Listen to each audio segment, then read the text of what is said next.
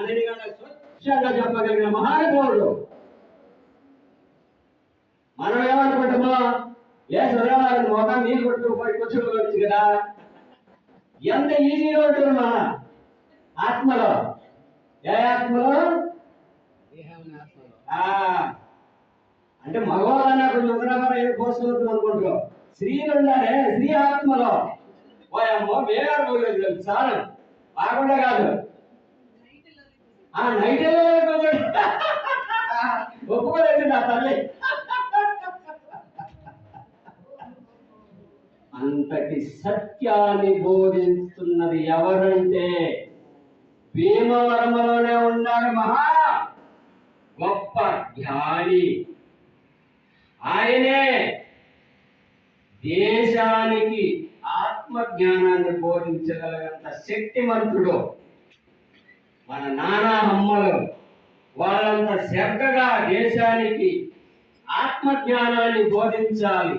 ఈ మాయలో ఉన్న జగతి మాయని తొలగించి, మాయ అంటే ఎవరు? మాయ? మా నిజమ్మ. ఆ మనసుని తొలగించే మహానుభావులే వీళ్ళందరూ.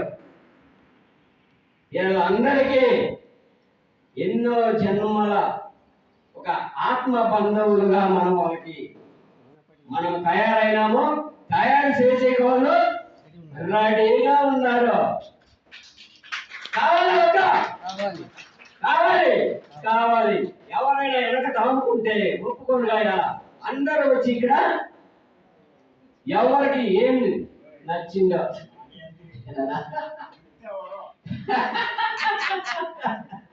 అందరూ దయచేసి ఈరోజు అవకాశం ఇచ్చినాడు.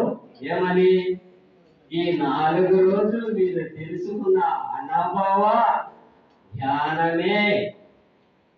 రాండి అందరూ మాట్లాడే అవకాశం ఇస్తున్నాము.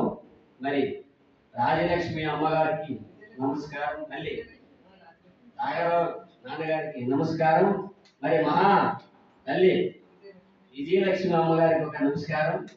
మరి భగవంతుడు శ్రీనివాస్ గారే ఎక్కడున్నారు? శ్రీనివాస్ గారు ఎక్కడ ఉన్నారు? 7 గంటల సార్ అన్నాడు. ఇక్కడే ఉన్నారు. 4 మరి ఇంతటి అవకాశం మన అందరికి రాదు. ఇక్కడ ఉన్న వాళ్ళకి మాత్రం వచ్చింది. అక్కడ ఉన్న వాళ్ళందరూ వాళ్ళు ఎవరో వాళ్ళు తెలుసుకోవాలా. శివుడు వాళ్ళ సారికి బాగా తెలుసుకోవాలి. అంటాడు కదా, ఎంతో గొప్పవాడు. బట్ ఈ క్లాస్కి వస్తున్నాడు మహానుభావుడు. ఒక్కరిని చూసి కూడా అందరం నేర్చుకున్నాము. మరి ఈ అవకాశము నాకు ఇచ్చినారు గురువులు. ఒకసారి ధన్యవాదాలు.